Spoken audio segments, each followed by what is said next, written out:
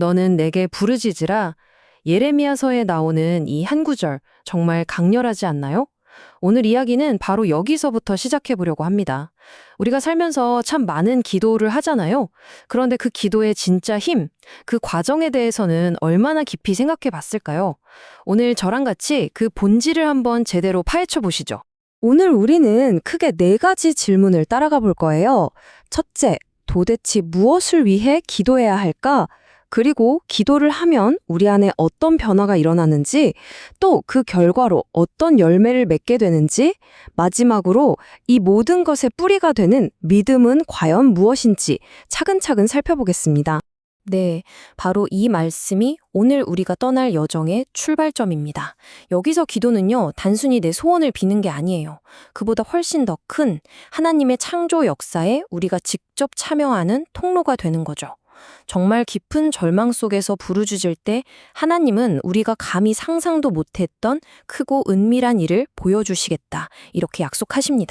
그럼 첫 번째 질문부터 시작해 볼까요? 우리는 과연 무엇을 기도해야 할까요? 이게 사실 기도의 방향을 정하는 가장 근본적인 질문이잖아요. 기도의 과정은 마치 나침반을 들고 항해하는 것과 같아요. 첫 번째 단계는 말씀을 통해 하나님의 뜻이라는 방향을 딱 잡는 거예요.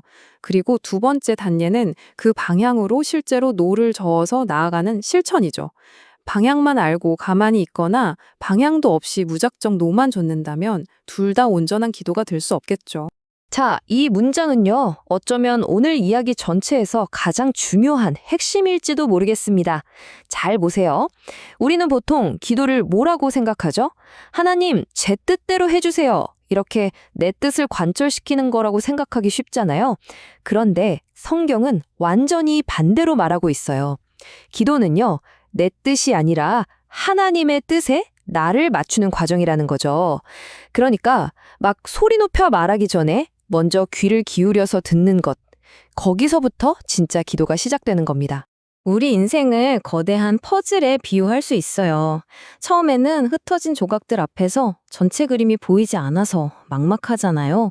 하지만 오늘 하루의 기도, 작은 순종 같은 이 퍼즐 조각들을 꾸준히 맞춰나가다 보면 어느 순간 그 조각들이 착착 연결되면서 하나님의 놀라운 계획이라는 정말 거대한 그림이 드러나게 되는 거죠. 자, 그럼 두 번째 파트로 넘어가 보겠습니다. 올바르게 기도하면 우리 내면에 과연 어떤 변화가 일어날까요? 특히 마음의 평안, 그리고 세상을 보는 시각이 어떻게 바뀌는지에 초점을 맞춰볼게요. 기도가 주는 가장 첫 번째 선물은 바로 마음의 평안이에요. 왼쪽처럼 불안에 휩싸인 마음은 폭풍우 속의 조각배처럼 정말 위태롭게 흔들리죠. 하지만 오른쪽처럼 기도는 변치 않는 말씀이라는 든든한 닻을 내려서 어떤 거친 풍랑 속에서도 우리 마음의 배가 평온하게 중심을 잡도록 도와줍니다. 그런데요, 이 내면의 평안이 단순히 기분 좋다 여기서 끝나지 않아요. 이건 마치 새로운 안경을 끼는 것과 같아요. 세상을 바라보는 우리의 관점, 그러니까 영적인 시각 자체를 완전히 바꿔놓거든요. 과연 어떻게 바뀔까요? 시야가 완전히 달라져요. 이전에는 나 자신한테만 갇혀 있었다면 이제는 내 주변에 도움이 필요한 사람들이 보이기 시작하는 거죠. 그들을 보면서 내가 뭘 해야 하지? 이런 질문을 던지게 되고 그게 바로 나의 사명이구나 깨닫게 돼요. 그렇게 되면 막연했던 하루와 미래가 오늘 할 일이라는 구체적인 그림으로 아주 선명해지는 겁니다. 세 번째 주제입니다. 꾸준한 기도가 우리 삶에 맺는 구체적인 열매는 과연 무엇일까요? 타이밍, 기쁨, 그리고 새로운 힘, 이 세 가지를 한번 살펴보겠습니다. 기도가 맺는 첫 번째 열매는 뭘까요? 바로 시간과 관련이 있습니다. 그건 바로 기다림이라는 지혜예요. 조급하면 늘 실수를 하잖아요. 하지만 기도로 준비된 기다림은 차원이 다릅니다. 언제 멈춰야 하고 언제 나아가야 할지 하나님이 예비하신 그 완벽한 타이밍을 분별하는 영적인 감각을 갖게 되는 거죠. 그리고 기도는 우리에게 두 번째 열매를 선물합니다. 그 열매는 바로 기쁨입니다. 이 시편의 약속처럼 지금 당장은 눈물을 뚝뚝 흘리면서 고통스럽게 기도하고 있을지라도 그 기도의 씨앗은 절대로 땅에 헛되이 떨어지지 않아요. 반드시 기쁨의 열매로 거두게 될 겁니다. 마지막으로 기도가 맺는 세 번째 열매는 우리를 계속 앞으로 나아가게 하는 동력이 되어줍니다.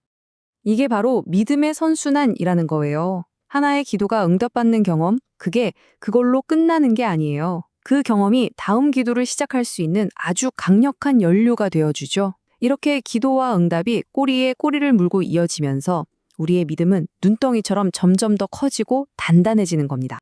자, 이제 마지막으로 이 모든 걸 가능하게 만드는 엔진, 바로 믿음에 대해서 이야기해 보겠습니다. 만약 믿음이 없다면 우리가 하는 모든 기도는 그저 허공을 향한 공허한 외침에 불과하겠죠. 여기서 우리는 기도의 놀라운 역설을 발견하게 돼요. 기도를 하기 위해서 완벽한 믿음이 필요한 게 아니라는 사실이죠. 이 구절에 나오는 아버지처럼 우리는 자신의 연약함, 심지어 믿음 없는 것까지도 기도의 재료로 삼을 수 있어요. 주님, 제가 믿습니다. 그런데 제 믿음 없는 것을 도와주세요. 이것보다 더 솔직하고 강력한 기도가 또 있을까요? 결국 이 한 문장으로 모든 게 요약되는 것 같아요. 기도는 벽을 보고 하는 독백이 아닙니다. 인격적으로 살아계시고 우리의 가장 작은 신음소리에도 귀 기울이시는 하나님과의 살아있는 대화라는 거죠. 바로 그렇기 때문에 완벽하지 않은 아주 작은 믿음으로 시작한 기도조차도 세상을 움직이는 힘을 가질 수 있는 겁니다. 자, 오늘 이렇게 쭉 살펴보니 어떠셨나요? 기도는 단순히 내 소원을 이루는 마법 주문 같은 게 아니었죠. 오히려 하나님의 뜻이라는 거대한 그림에 나를 맞춰가는 그런 여정이었습니다. 그리고 그 여정 안에서 우리는 진짜 평안을 얻고 세상을 보는 새로운 눈을 갖게 되고 또 놀라운 열매들까지 맺게 되는 거고요. 이제 마지막 질문은 여러분께 달려 있습니다. 오늘 여러분의 기도는 과연 어디를 향하고 있나요?